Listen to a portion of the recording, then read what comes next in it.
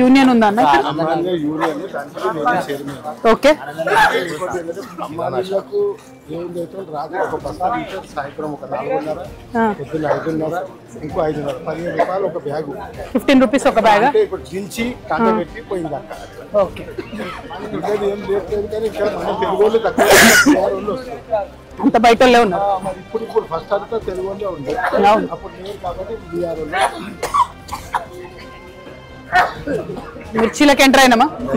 కొంచెమే ఆ రోడ్ లేకపోతే పోతుంది.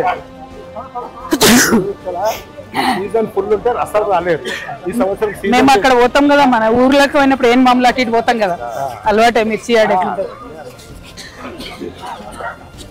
ఓహో క్యా నాజుక్ హై భాయ్ హైదరాబాద్ వాले. కోలసీనా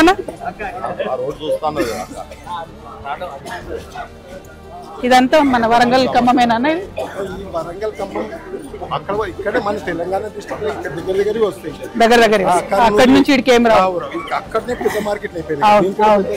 మీకు వరంగల్ లక్షలకు వస్తారు.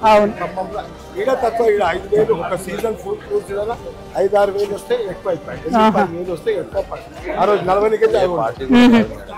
అన్న ఏ పార్టీలో లేదా కాంగ్రెస్ అన్న? అచ్చా అచ్చా అన్న. రోడ్ అయినా రోడ్ అంటుండగా ఆయన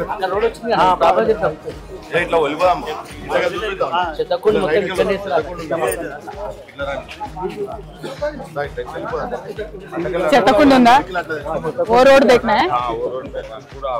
बीच में कूड़ा से चलेंगे? कूड़ा नहीं, चलो.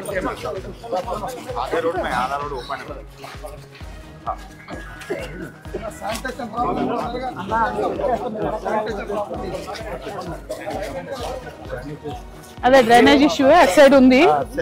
ఫ్రంట్ లో అక్కడ ఇల్లు ఎక్కువ మేడం.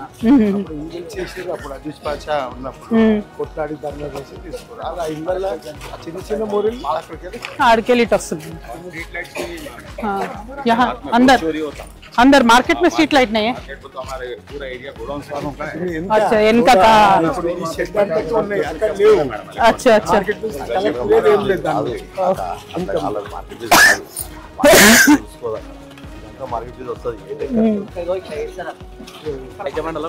ఐజానే బాగున్నావా? సార్ అధిక వర్షాలు రావడం వల్ల మిర్చి దిగుబడి తక్కువ ఉంది. రేట్లు కూడా గిట్టుబాటు కావటం లేదు. ఘోరంగా ఉంది. మిర్చి రేట్ పడిపోయింది కదా, డౌన్ అయిపోయింది. అది పంటలు కూడా దిగుబడి తక్కువ ఉంది. సార్ వర్షాలు ఎక్కువ రావడం వల్ల మిర్చి ఏరు చిన్న ఉంటుంది మేడం. రావడం వల్ల అది పంట దిగుబడి తక్కువ అయిపోయింది. నేను 20,000 పెట్టినా, ఈ రోజు అమ్మనికి వచ్చింది 25,000 వచ్చాయి. మొత్తం అంతా కలిపి ఫస్ట్ కోత లాస్ వస్తుంది మేడం. మనం కటింగ్ చేయడానికనే ఒక 20,000 మందులకి అయింది.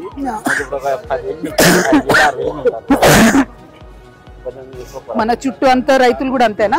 అందరికి తెలంగాణ ఉద్యమంలో బాగా పనిచేస్తాను. బాగా పాల్గొన్నాను. Thank you. పేరేమన్నావనా? మళ్ళీ కలుస్తాను. అటు వస్తా. గద్వాలు ఉంది నెక్స్ట్. కలుస్తా.